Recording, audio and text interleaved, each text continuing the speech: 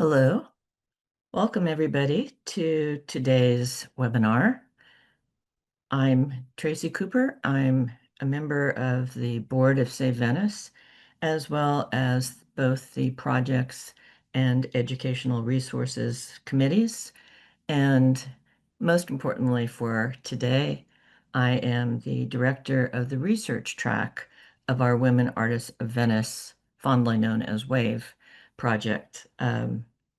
I'd like to thank all of you who are joining us today, and a special shout out to those of you who are members of Save Venice for being part of our international community and for your important contributions that you have made both to this project and to Save Venice. And I would also like to thank our panelists today for presenting the first webinar of the fall season for 25-26 Education and Enrichment Series. Founded in 2021, the Save Venice Wave program is the partnership of research and conservation, leading to optimal outcomes for long invisible works by uncovering knowledge about their female creators and artistic production and restoring their physical condition to bring them back into public view. I think this title slide captures perfectly this symbiosis between restoration and research.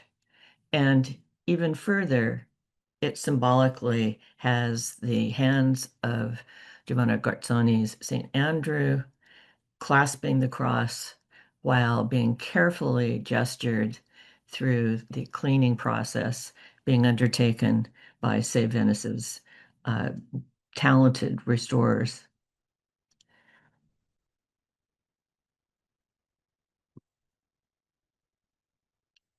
2025 has been an exceptional year. We've titled our program today for you, Restoration, Research, and Recognition. The research finally accumulated enough to understand that about 104 artists could be reasonably connected with production in Venice and its territories. This led to a campaign of research to accumulate enough information through various means that we were able to consider how we would begin sharing it. And one of our early productions was the volume that came out in 2024, and in 2025, a new edition under the imprint of Routledge was released. We also began working on sharing this wider knowledge with the public by developing our research database into a publicly shared website that will join Save Venice's website. And this custom designed website is underway. The restoration that we just looked at, you will hear more about shortly, along with the research that has brought us there, as well as the new website and many other fine things. I keep pressing the wrong cursor, so excuse me for a little delay here. Recognition is something that has also been a factor of 2025 with a gratifying understanding of our special mission, where we are really bringing this combination of research, restoration, and recognition to our Women Artists of Venice. The collaborative nature of what we've been doing mirrors the conservation process and mirrors many of the studio processes that our women participated in, often without much in the way of recognition. Part of what we hope to do is bring that into the light through various means, and you'll see some of those today in our presentations. This really is only possible because we've had such really cutting edge donors, I would have to say, who have had the insight and the trust that this process, which it in and of itself is often a lonely and silent process, that it would come to fruition. And you'll be seeing some of those results. And I know you'll be excited, as we all are, with what is coming out today. So I would like to introduce our panelists that will be speaking to you about these different aspects of this complex process and to really compliment the Save Venice family for its partnership in taking on varied and different activities and coming together in collaboration to really begin to develop this new knowledge and share it with everyone. Our first is Melissa Conn, well known to you as the director of the Save Venice office, where you see her now at the Rosand Library and Study Center in Venice. And she will be leading off with our restoration segment. She'll be followed by Nora Gietz. Nora is the research fellow for Save Venice's Women Artists of Venice project, as well as working as a professor of art history for Boston University in Venice. And Leslie Contarini, also well known to many of you, is the Venice Program Director for Save Venice. And she is also in charge of the conservation and restoration activities overseeing the educational programming in the Rosand Library and Study Center, along with Venice events and communications, for which all of these different activities are gathered under this umbrella. So thank you all for being here today. And I would like to also remind our audience here about being able to submit your questions in the Q&A and to encourage you to please consider doing this. We enjoy hearing from you and thanking all of you for joining us while I turn it over to our director, Melissa Conn. Okay, thank you very much, Tracy. And I look forward to sharing with you some of the exciting things that are happening with the restorations. So to think when we started in 2021, we really didn't know what direction this would take us. And now here we are in 2025, where our restoration track has performed restorations or maintenance or studies on 6 artists for an amazing total of 92 artworks. That's when you break it down into 7 oil paintings that have either gone through restoration or are about to start. We have 1 oil painting going through technique studies, 26 pastels that had maintenance or studies, and 58 prints that will begin conservation treatment in the next month. So to start us out, I want to show you a very, very recent photograph taken last week in the Conservation Lab of Giovanna Garzoni's painting of St. Andrew.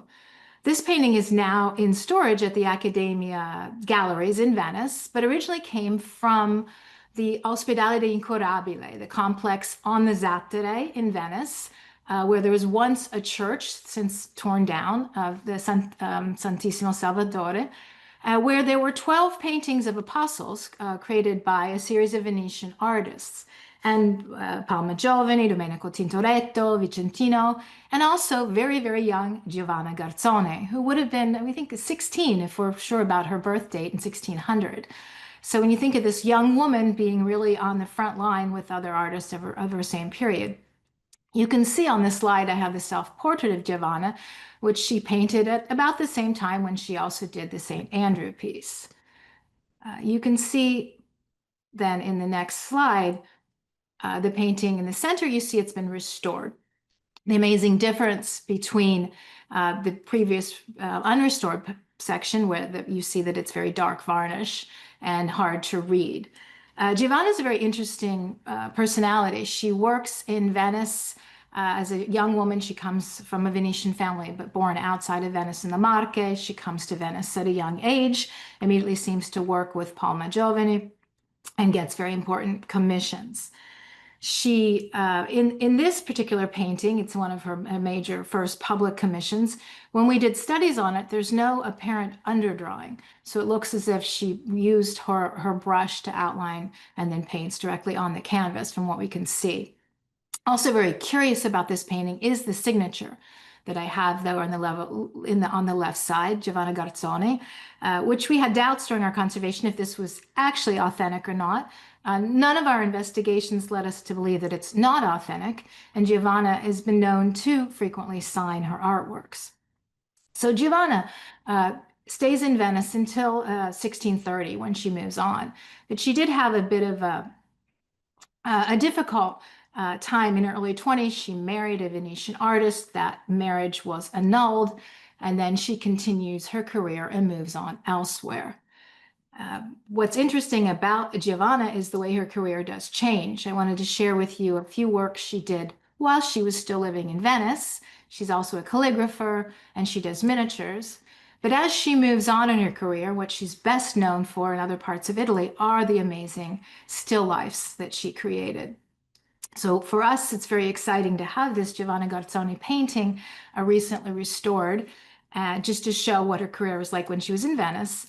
And later in this presentation, my colleague Leslie Contarini will share some very exciting news about the recognition that this painting is soon to receive.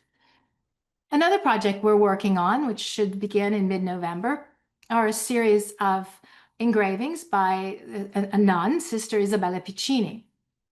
Isabella was born actually Elisabetta Piccini in a family of engravers.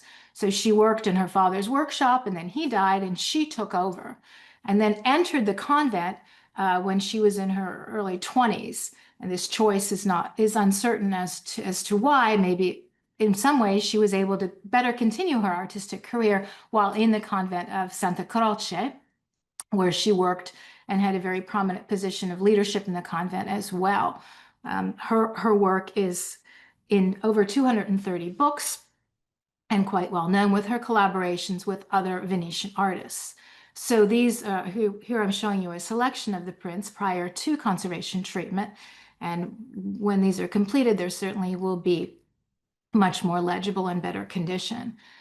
It's interesting, Sister Isabella's collaboration with artists, including Gregorio Lazzarini, because another upcoming project is actually Gregorio Lazzarini's sister, Elisabetta Lazzarini.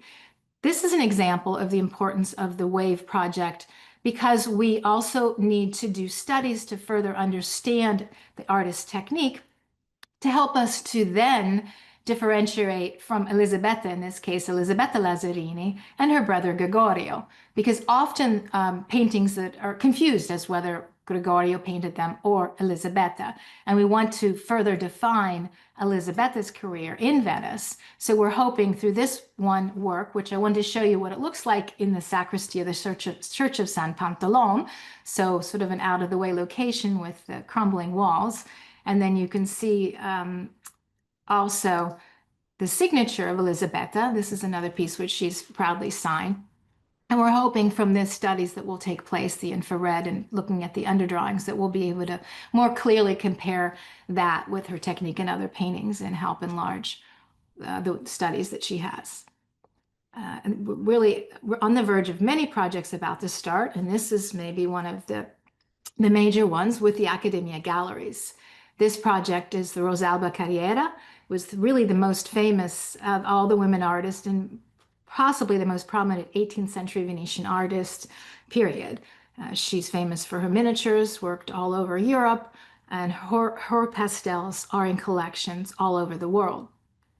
The Accademia Galleries has 13 pastels, 9 by Rosalba and 4 by her workshop. And we have a very interesting project coming up because it's very difficult to restore pastel. It's nearly impossible. You know, pastel is basically a powder on a canvas or paper made up of pigments that are mixed with a binder and then with a chalk filler.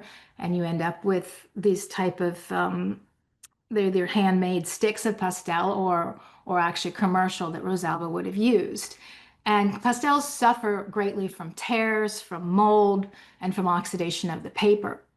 And so in this project, we're going to have consultations starting in December. We have conservators coming from Great Britain who have already restored other Rosalba pieces to look at the pieces in Venice, as well as studies that will take place, and then also the purchase of a spectrometer, which will help us identify better the pigments and the oxidations of the paper and better understand the possibilities of restoring these pieces. Here you can see a couple examples of some of the other Rosalba pastels that are in the Accademia, and these two are the ones that are in worst condition with tears and visible surface problems. And these are the ones that eventually we would lead into the a conservation treatment once the studies are completed.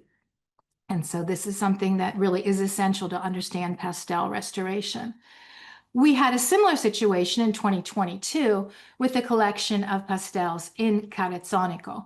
The Carrezzonico Museum has Rosalba Carriera and Mariana Calaveras, who was in the workshop of Rosalba and then comes out as an artist in her own name. And this project involved basically the maintenance of the pastels, which were in better condition than the Accademia ones, and where we took them out of their frames, we photographed them, restored the frames, put new glass on them, and used that occasion just to check their overall condition. Here is an example of a Rosalba Carriera pastel, where you can see under the type of a raking light, you can see the surface of the pastel. We also photographed from the reverse and made sure that they're in the best condition they possibly can. You can see the finished results of the Rosalba work, again, from 2022, the variety of subjects that she uses. We have religious subjects, mythological subjects, portraits, and the same also for Mariana Calaveras. This is the Balbi family portraits, which is basically the most popular format would be a personal portrait of a person for the pastels. So this really is an essential way of understanding this particular technique of pastel that made so many of the women artists famous. Now, going on, we have to always speak about our Giulia Lama, who's been one of our most popular and maybe figure as far as the women artists, because as opposed to Rosalba, who paints the delicate pastels where she would have been working in her own private home or workshop, we have Giulia Lama painting very large scale oil paintings for the churches of Venice. And some of you may recall this amazing restoration of the Evangelists in the Church of San Marziale.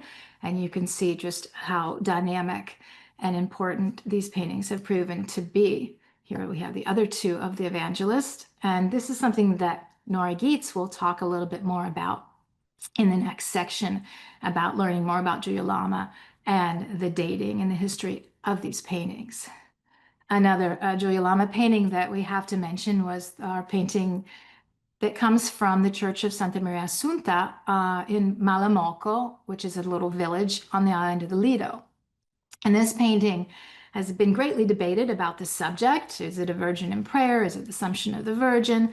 Here you see it prior to conservation, when it's very brown and very difficult to read.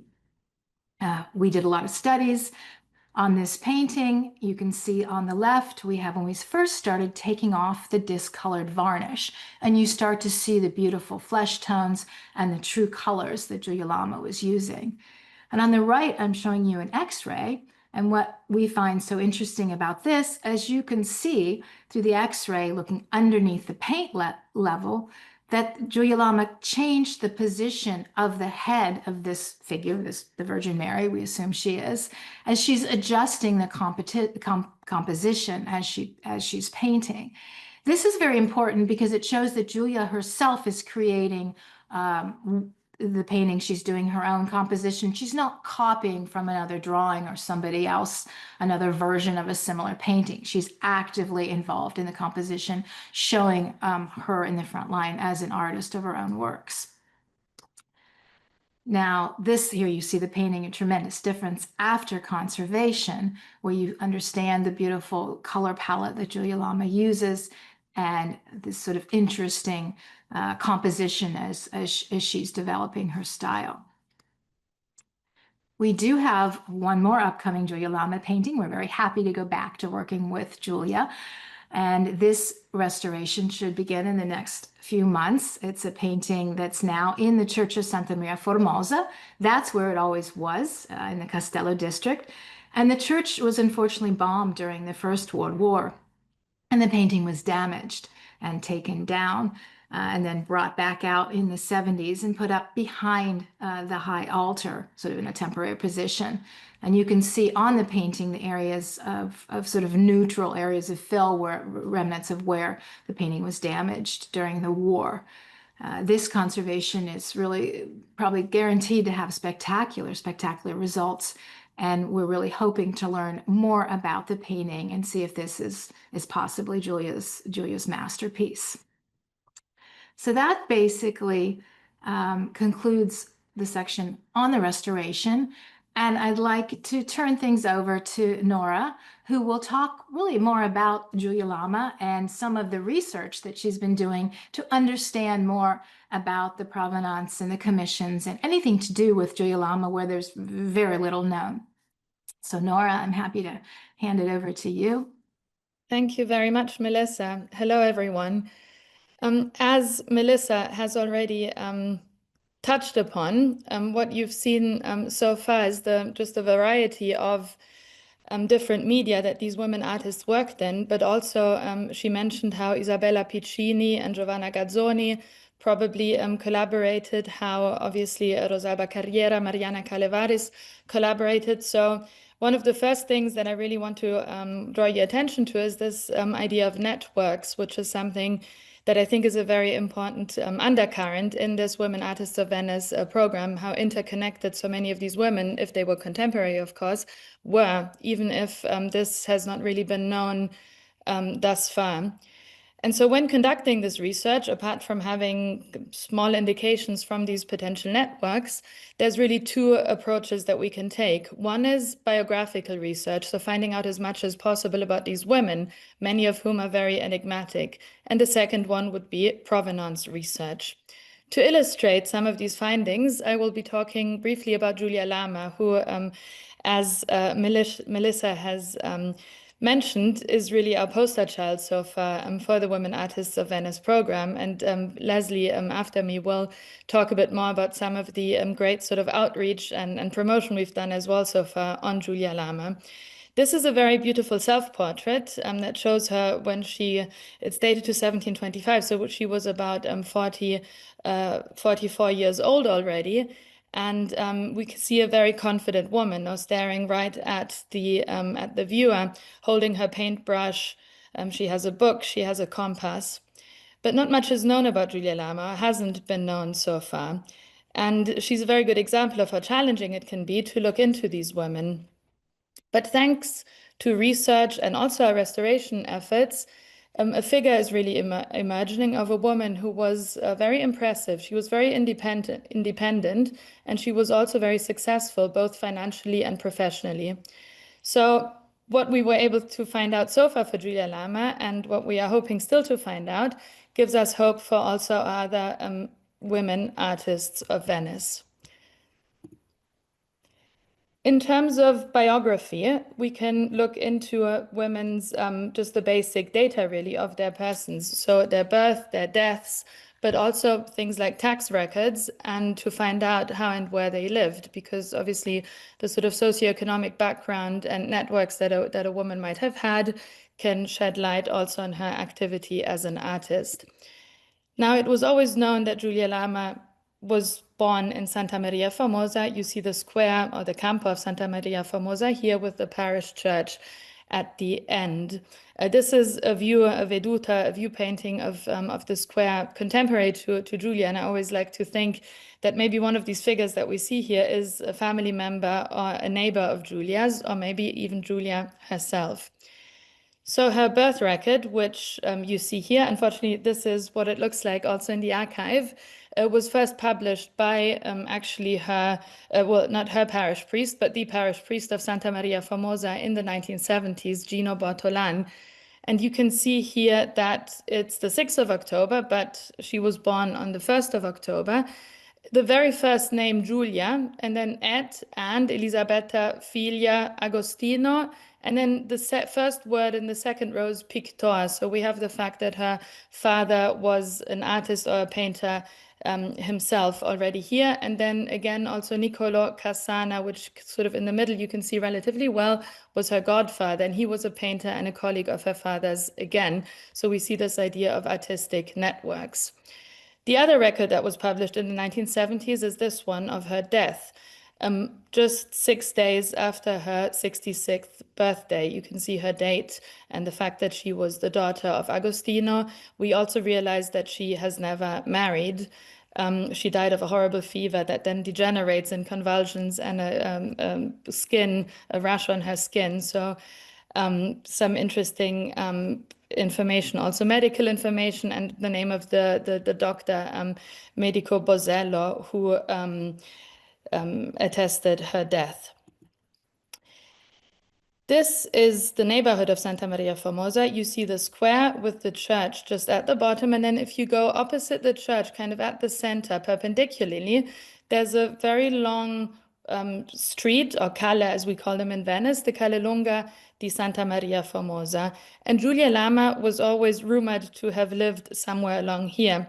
So going into the archives, not parish archives, which are part of the diocesan archives, the ones that I've shown you so far, but going into tax records that are housed in the state archives of Venice, I was able to find this tax census of 1711, and you might be able to make out Agustin Lama Pitor. So this is the house that he was renting with his family of the Molin and Benvermin families who were the owners. And it was these noble families who owned property in Venice, and they were the ones who had to file that tax. But for this, these censuses were done.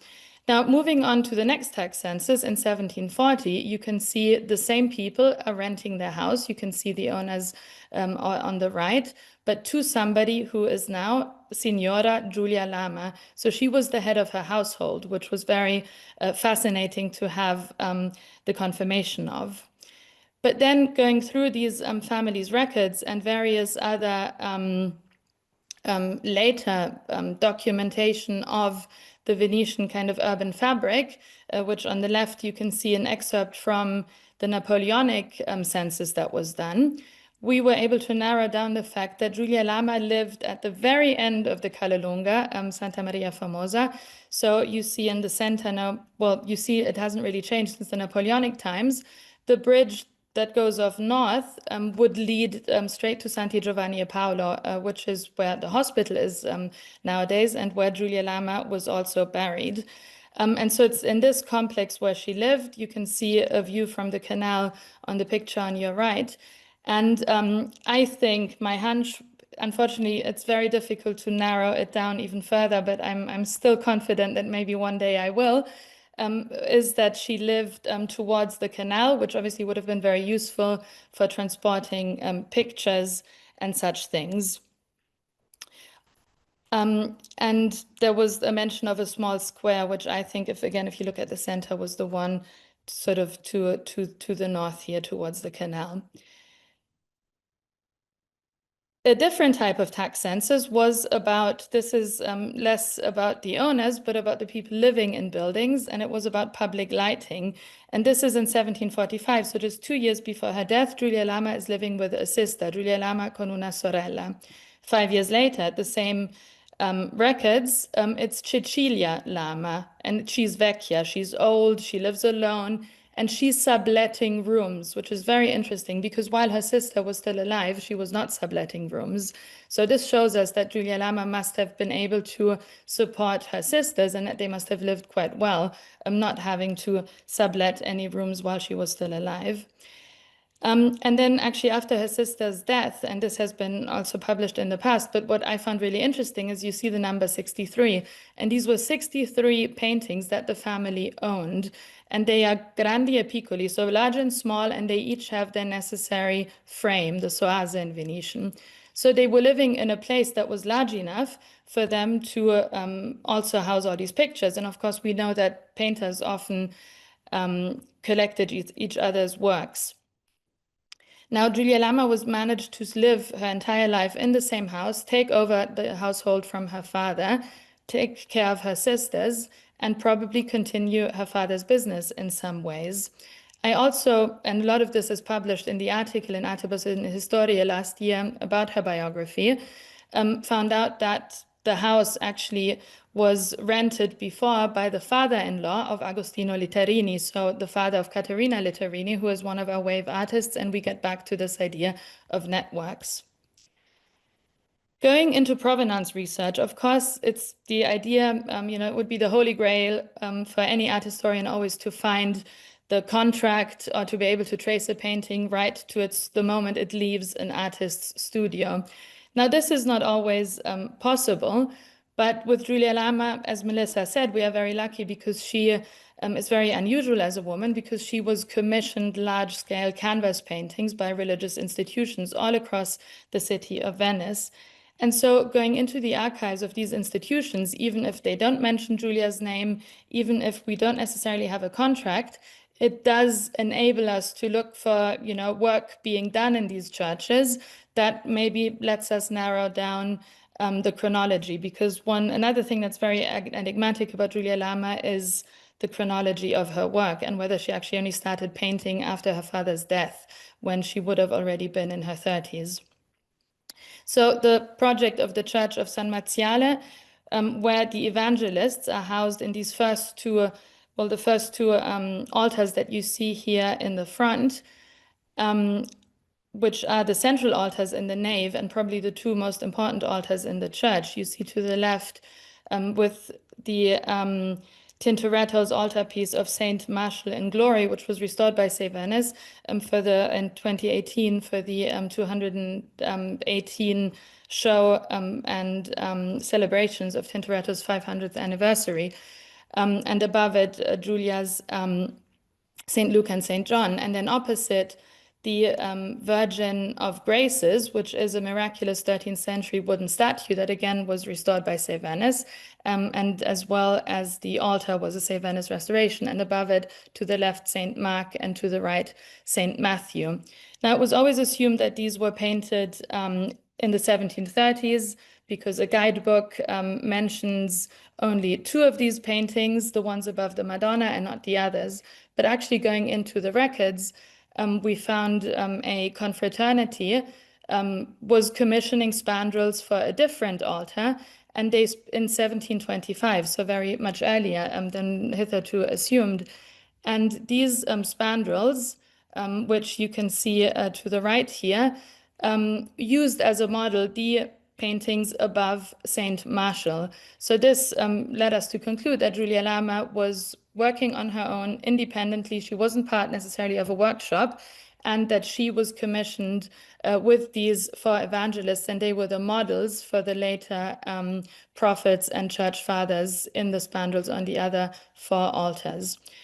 Moving on to the beautiful Virgin in Prayer, Melissa has mentioned the iconography has been much debated. We now agree that it is a Virgin Mary. You can see that she's pregnant, she's praying. This is probably her praying the Magnificat, which is a prayer that she recites after her visitation to her also pregnant cousin Elizabeth. The Church of Malamocco, it's housed on the wall. You see it to the left here, hanging on the wall in the nave, the parish church to the right, a view from the outside. It's very unlikely that a painting would be necessarily commissioned to hang on a wall like this. So the Virgin in Prayer, where did it come from? Looking just merely at churches that existed in and around the Malamocco area on the Lido before the Napoleonic suppressions, there appears to have been a very small Augustinian female monastery that was dedicated to the Virgin of Prayer. And one indication of this is this inscription, which is above a portal in the Malamocco church now, but which originally came from the smaller Augustinian church before it was demolished. So this would prove to us not only the iconography of the painting, but also the original provenance of Julia Lama's canvas. And finally, the project we're very excited about, because the restoration of Julia Lama's altarpiece in her own parish church. So this, I cannot underline this enough, what a prestigious commission this must have been for her, also because it probably was her first such commission. So the fact that it was located in her own parish church, where she lived, like I said, her entire life. And you see, Melissa mentioned it, these are just two other views of how it's in this strange position on a wall, actually covering up a window behind the main altar after the First World War. It was put in a sacristy, and Gino Bortolan, God bless him, the parish priest in the 1970s who published her Julia Lama's records, he fought for it to be restored in the 1970s with the superintendency and for it to be displayed again. Now, it's a needle in a haystack, like a lot of this research is, as I'm concluding, to find out more about the commission and maybe to learn even more about the chronology of this fascinating and very independent female artist of the early 18th century. And with this, I would like to hand over to Leslie Contarini, who will tell you a bit about all the slightly more exciting things that we've done to share the achievements so far of this WAVE program. Leslie, over to you. Okay, well, thank you very much, Nora, and also thank you, Melissa, for sharing the exciting conservation and research efforts that are underway. It has been so thrilling to witness these incredible transformations through the conservation work taking place, and also to learn about the new discoveries being made about Julia Lama's life. Okay. Now, when Save Venice first launched the Women Artists of Venice program in 2021, we set out to recover and recognize the achievements of these artists and foster new dialogue through conferences, publications, and exhibitions. Today, I'm going to highlight the initiatives that have taken place over these last 4 years and also share some exciting updates about what is next. So within a few months of the WAVE program getting underway, BBC journalist Katie Ratzel joined us on site in the Church of San Marziale to witness and film the moment that Julia Lama's 4 evangelists were taken down from high on the walls in preparation for treatment. She interviewed the conservators and other Save Venice representatives, and then this segment was featured on the Newsnight program and on the BBC website. This auspicious primetime debut further invigorated our enthusiasm for what was to come. So that same spring, Save Venice hosted 2 panel sessions at the Renaissance Society of America's annual conference that was held that year in Dublin, Ireland. These panel sessions attracted enthusiastic art historians and historians who presented their new research on many different women artists in Venice, including Julia Lama, Giovanna Garzoni, Chiara Varotardi, Rosalba Carriera, Marietta Tintoretto, Caterina Tarabolti, and Artemisia Gentileschi. The topic of women artists continues to build momentum in the scholarly community and was featured again at the RSA annual conference earlier this year, which was held in Boston. The panel speakers who are pictured here included Save Venice Chairman Frederick Ilchman, Tracy Cooper, Nora Gietz, Linda Borian, Sebastiano Medera, and panel respondent Sheila Folliott. Our WAVE research team will also participate in next year's conference, which will be held in San Francisco, with Tracy Cooper highlighting her recent research on Venetian convents, and our current WAVE research fellows, Emma Holter, will focus on Isabella Piccini, and Nora Gietz will focus on Giulia Lama. The WAVE team has also been busy spreading the word about this exciting program in other public lectures in the US and in Europe. So here, for example, you can see in 2023, Melissa gave lectures at the Denver Art Museum, also in New York on 2 different occasions. Nora and Melissa gave a wonderful presentation in Pieve di Cadore in the Dolomite Mountains at the Centro Studi Tiziano and Cadore. We also recently had the pleasure of welcoming a group from the National Museum of Women in the Arts from Washington, D.C. here in Venice at the Roseanne Library and Study Center for a lecture. And you all will likely remember last fall, we had a wonderful virtual lecture in collaboration with the National Gallery in London. Now, the next Women Artists of Venice lecture is slated for February 2026, when Nora Gietz will travel to Boston to speak to the Boston chapter members and guests. So stay tuned for more details about that upcoming event. 2024 continued to be an exciting year for WAVE as the first fruits of the program resulted in the publication of Women Artists and Artisans in the Venice and the Veneto from 1400 to 1750, uncovering the female presence. Now, this book features 11 essays from the scholars who participated in the RSA 2022 panels and focuses on the artist I previously mentioned. It was edited by Tracy Cooper, and it is available both in print and digitally for free through open access. As Tracy mentioned in her introduction, the publication was quickly recognized for its pioneering contribution to our understanding of early modern Venetian women artists, belonging to a centuries-long effort to bring women out of the shadows of history. Save Venice takes great pride in our educational mission, and publications play a key role in enhancing our understanding of Venice's artistic heritage and raising public awareness about the important work needed to preserve it. Building on the momentum of our previous publications, including the recent Carpaccio in Venice and Tintoretto in Venice guides, we are pleased to announce the next book in the series, Giulia Lama in Venice, which is slated for 2026. The book is edited by Nora Gietz and features essays from leading Lama scholars, chapters on Lama's pivotal works that can still be found around Venice, and a section dedicated to the conservation efforts of 6 major Lama paintings undertaken by Save Venice. We are very grateful to the Wayne and Alicia Gregory Foundation for generously sponsoring this publication.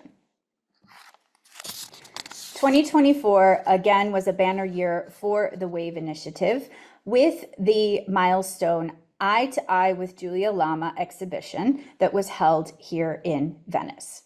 The 2023 conservation treatments of Lama's paintings from Santa Maria Assunta in Malamocco and San Marziale in Cannaregio that both Melissa and Nora just illustrated offered the once-in-a-lifetime opportunity to showcase these restored works at arm's length before they were reinstalled high on the walls in their respective churches. The Patriarchal Diocese of Venice graciously hosted the exhibition in both the Pinacoteca Manfrediniana and the sacristy of the Basilica della Salute. Here you can see Giulia Lama's Virgin in Prayer was displayed in the sacristy of the Basilica della Salute. And here you can see 2 of 4 of Giulia's evangelists. All 4 were displayed in the Pinacoteca Manfrediniana. In addition to the several presentations and roundtables that took place during the exhibition, we also hosted an open house during the 2024 Biennale Preview Week, offering the chance for the many art enthusiasts in Venice for the occasion to come and see Giulia's work up close. Another important way that we can help raise public awareness about the important and expert work needed to preserve these artworks is through video. Photographers and videographers documented the treatment of Lama's works every step of the way, and we produced 2 videos that show what takes place behind the scenes. These videos were shown at the 2024 exhibition and can also still be viewed on Save Venice's YouTube channel. One of the most rewarding aspects of the wave conservation treatment so far has been the enthusiastic engagement from the local community. Here you can see photos of the Venezia FG women's soccer team who visited the conservation lab where Lamas for Evangelists were being treated. And a few months later, they came to visit the exhibition to see the paintings after restoration and get up close and personal. Meanwhile, the community of Malomocco on the island of Lido, which both Melissa and Nora have mentioned, so wholeheartedly and proudly embraced the restoration of their Giulia Lama that they rang the church bells in celebration the day the painting was reinstalled in the church. And they dedicated an evening of their annual Madonna della Marina Paris Festival to present the restored painting. The next exciting Women Artists of Venice exhibition that we wanted to mention opens next month at the Galleria d'Italia in Naples. This first ever exhibition dedicated to the role of women artists in 17th century Naples includes many exceptional loans from the Museum of Fine Arts Boston, the Museo del Prado in Madrid, and the Ringling Museum of Art in Florida. The exhibition includes women artists who visited Naples and created works for local patrons during their time there, such as Lavinia Fontana and Fede Galizia. Other key highlights include Artemisia Gentileschi's arrival in the city, with important paintings never before shown in Italy, and Giovanna Garzoni's brief stay in Naples. Garzoni's recently restored St. Andrew is being loaned by the Galleria dell'Accademia for the occasion and will be on prominent display. It is also featured in the exhibition's catalog with an essay by Galleria dell'Accademia curator Michele Nicolacci. So last but not least, we are very excited to share information about the upcoming 2026 publication of our Women Artists of Venice online research portal. We are very grateful to Save Venice board member Richard Almeida and his wife Jill for their support of this initiative. Through the research track of the WAVE program, work has been underway since 2022 on the creation of a database of the women artists and artists who were born or active in Venice in the early modern period, so between the 15th and the 18th centuries. The database was initially established through the collaborative efforts of Tracy Cooper and Save Venice research fellow Susan Nalitzidi, with our current research fellows Emma Holter and Nora Gietz now at the helm. To date, as Tracy mentioned, more than 100 women artists and artisans have been identified. The online portal will allow the public to browse and search these key figures and learn more about their lives and works. The key features that are being developed include the ability to filter by date and by artist and the artist role. For example, you can sort by painters or engravers or pastellists. Here you can see an example of the artist profile for 18th century pastellist Mariana Carlavares. And users will also have the ability to browse and filter her key artworks in Venice. And we will have this for all of the artists. And also what's really important, as you can see here on her profile, is this relationship section. As Nora mentioned, it's very important to identify and recognize the networks of the different artists that work together, and also their relationships with other key figures. So what is truly unique about this database is it also helps spread the awareness about these important networks and the working conditions of the artists, and the time and all of the different aspects of their career and their personal lives. So it's important to understand the context. So it's important to point out that this portal is very much a work in progress. And once it is publicly launched, work will continue. New information will be added, and we will also be updating the search and filtering filters and technologies as we go into the future. One of the things that we're investigating is also incorporating AI natural language searching into it, so that you'll be able to search, how many women painters were there in 16th century Venice, and it will give you those natural language search results. This technology is still being developed, so it's going to come into the future, but these are the types of things that we're looking at. And this is to help the portal serve as an engaging tool for art enthusiasts, but it's also going to be a very valuable asset for scholars, and there's going to be ample bibliographical information available for each of the artists, as our very determined WAVE team is working to put together. So we hope that you enjoyed learning more about all the different and exciting ways that we're working to raise the public awareness about these extraordinary women artists of Venice. And thank you again to our diligent WAVE team, to Tracy, to Melissa, to Susan, to Emma, to Nora, for all of the wonderful work that you are doing. And also thank you to the many women conservators who have been working on all of these different restorations over the past 4+ years. So I will now turn it back over to Tracy. Well, thank you, Melissa, Nora, and Leslie, for, I know, a really exciting presentation to bring everyone up to date with how much has been going on. Just listening to it, even having been part of it, is just so inspiring, really. And let me ask each of you something that occurred to me while we were listening to your various uh, sections in the presentation, which also really demonstrated this interlocking aspect that is certainly a key factor, not only for us, but as you've each pointed out, historically, starting just with family networks and building out women to women networks, and also women artists being supported in the larger Venetian fabric of art making by a number of male artists who play important roles. I wonder in that respect, Melissa, what kinds of insights have been particularly beginning to emerge for you with the conservation thus far, in terms of issues of being able to establish an identifiable style through the technical examinations you've been able to document?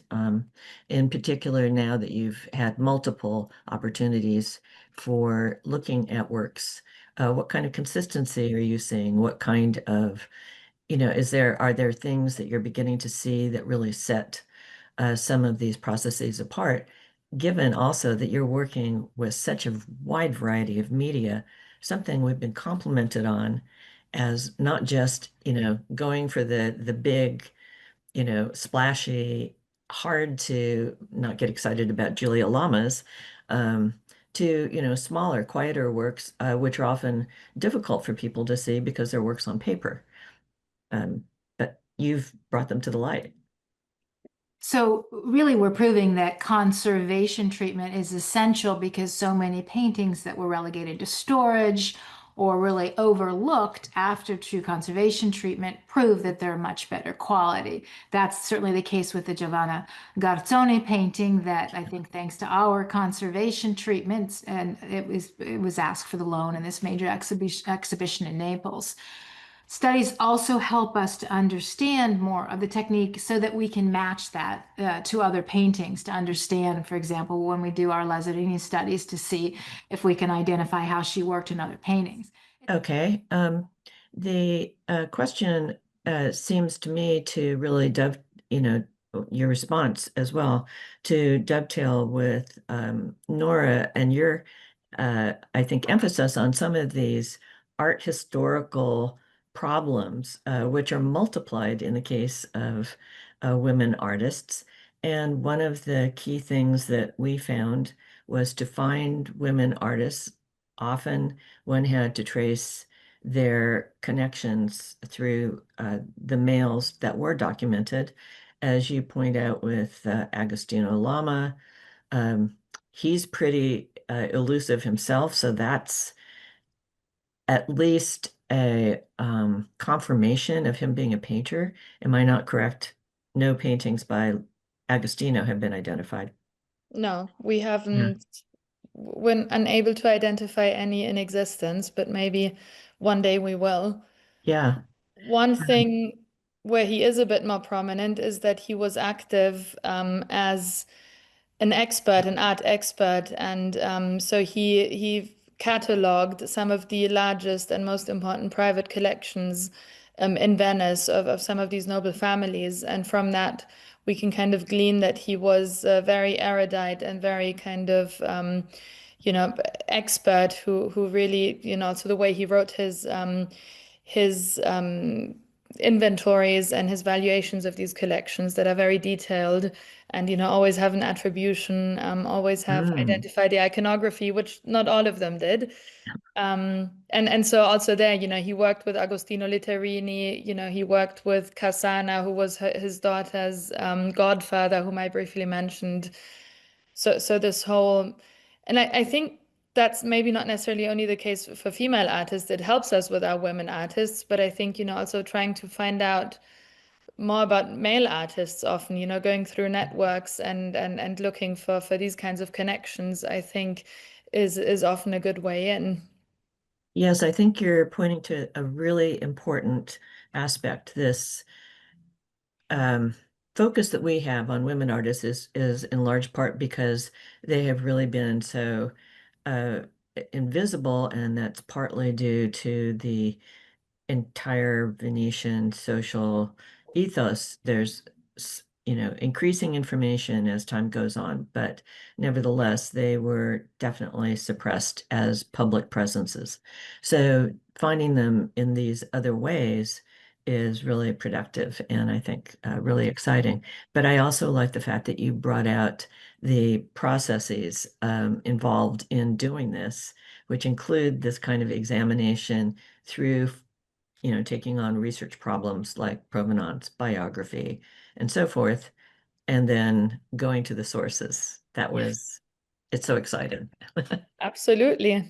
Did you use an ultraviolet light on that document in the Archivio to read it? No, I managed to read it. They have very good lightings in the Mhm. study room in the Patriarchal Archives.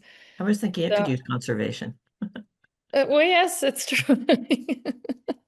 And Leslie, thank you so much for really summing up what has been going on. And how do you envision, continuing to make available and kind of uh, obvious for even the sort of casual, not necessarily a Venetian uh, devotee or public person to have access to all of these incredibly rich tools that are getting developed. How do you see this kind of going forward?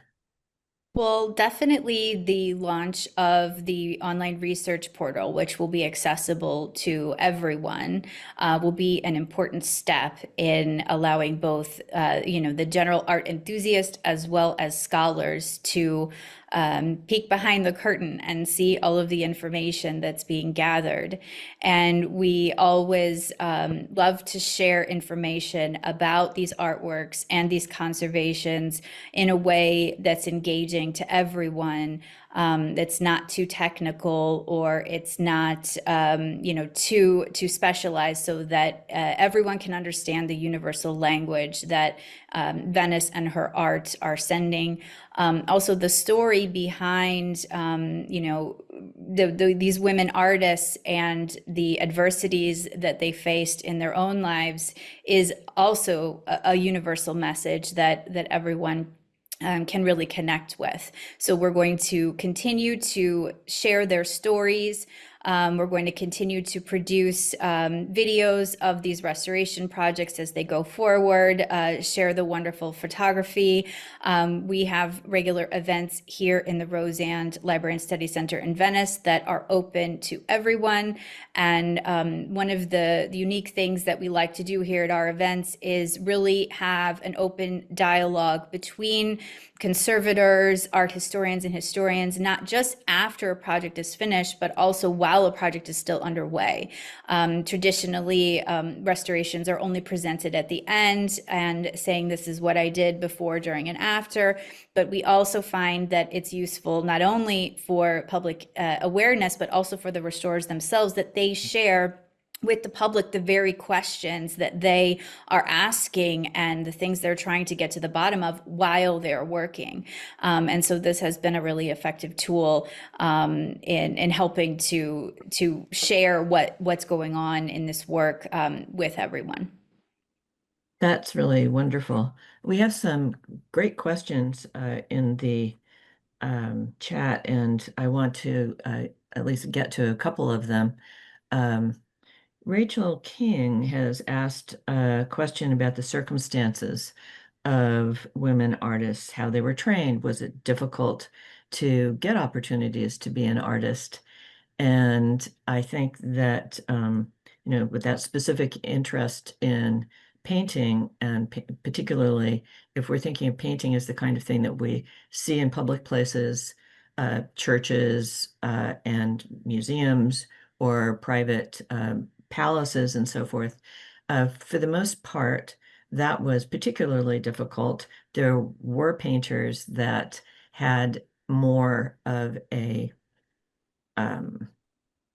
shall we say, a type of work that was such as enameling boxes and other kinds of objects for the home that could be carried out at home.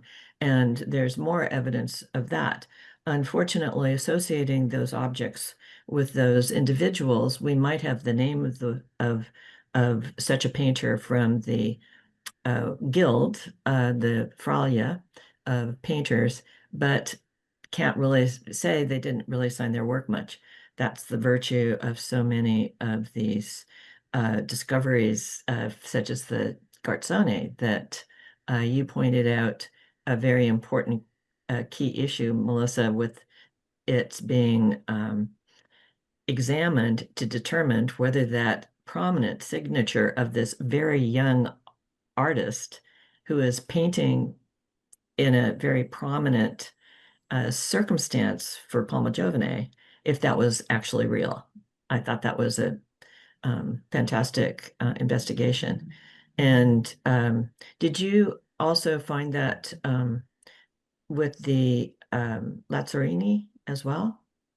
We haven't concluded our studies for Lazzarini yet, so I I don't see. have any data for that. But that would be curious to see. We know with Giovanna Garzani, she does have a tendency to sign her works. On the self-portrait that I showed that she was 17, it's actually along next to the musical instrument that she's holding. The signature is there. So it is curious. Interesting. And for Elisabetta to be not confused with her brother, Gregorio, which they tend to merge a bit, it would make sense that she would sign. Whereas it seems that the Santa Maria Formosa piece is signed Julia Lama, Mhm. but the other ones are not. And so Yeah. those there's a little inconsistency there, but it is curious. Right. The question of training is an interesting one. The research portal, as Leslie um, has revealed, is going to be a real tool to help us understand some of these questions because they go beyond Venice. They're the kinds of questions that have been asked about women artists in many other centers around Italy, especially in Florence and Bologna, Rome to some extent as well. And it is, where were women trained? Was it the family workshop trained by their fathers? And we certainly know prominent examples where that is not true, Rosalba Carriera being one of them.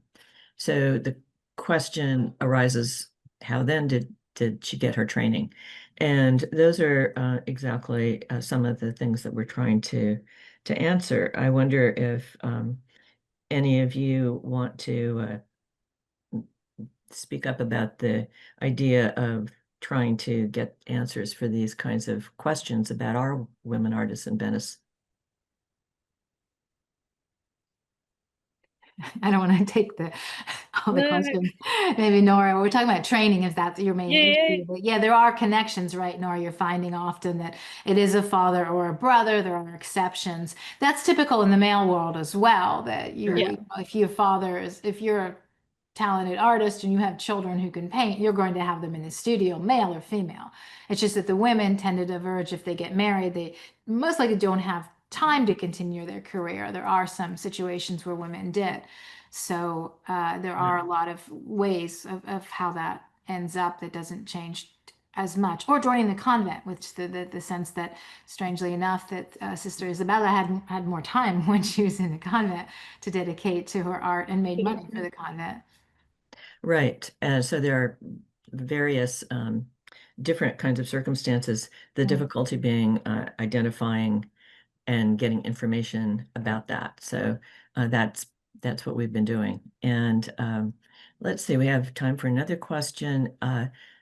Charles Tolbert has asked us, building on the wonderful notion of historical women artist networks during the periods of your research, has anyone found any type of similar legacy that descended, continued, or inspired women artists following this period into other eras and into modern times?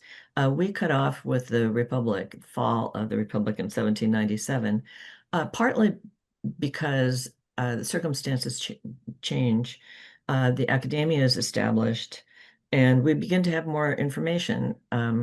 So we've been concentrating on where we're at, but we have some that extend into that period, like Angelica Kaufman.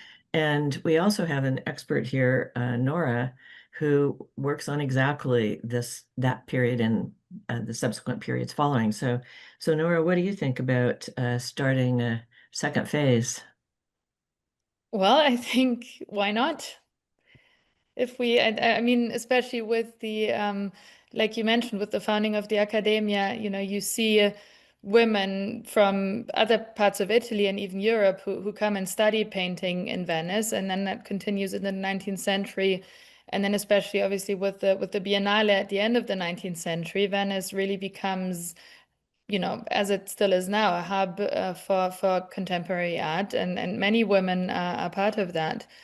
And I think what's interesting, you mentioned Angelica Kaufmann. She obviously she lives through the kind of revolutionary Mhm. period, and with her as well, you see in a way that continuing. That often it is these networks that these women are part of, and like Melissa just said, it's the similar things happen with male artists in terms of where they come from, what their training is, and the same for women. Just that with women, often either they're like Julia Lama, where it's interesting that she was a firstborn child, not Mhm. firstborn daughter, but a firstborn child who was kind of, for various reasons, in my opinion, chosen by her father to take over from him.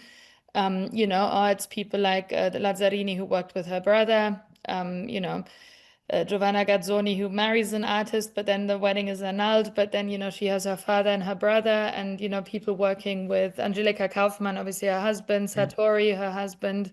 So we have many of these, and so the women contribute to these networks and expand these networks. And I think Yeah, so often what you have to do is look at the network connections to find that information. It's a way of kind of subverting what was allowed to be public and what wasn't. But I think you really have identified some of the wonderful continuities that will go through time, and that is, what is it? And this was one of our big questions that drew artists, women included, to Venice. What is it about the artistic culture and environment of Venice that was so particularly inspiring and important that we have continued that legacy to today? So those are the questions we hope to keep answering. And I think we need to conclude now, as interesting as this is, to be continued. And let me just thank our wonderful panelists for presenting this exciting material. And in particular, thank you, our Save Venice members and donors who have really made this program sing. If you're interested in supporting the WAVE program, please contact our Director of Development, Kim, at savevenice.org. And we really look forward to having you at our future events, to going to Venice, experiencing the new projects that have been completed, and visit Save Venice's website for more information about our upcoming series of events, including our next webinar in the Education and Enrichment series. So thank you, everyone, for being with us today, and have a great day. Thank you. Bye. Bye. Goodbye.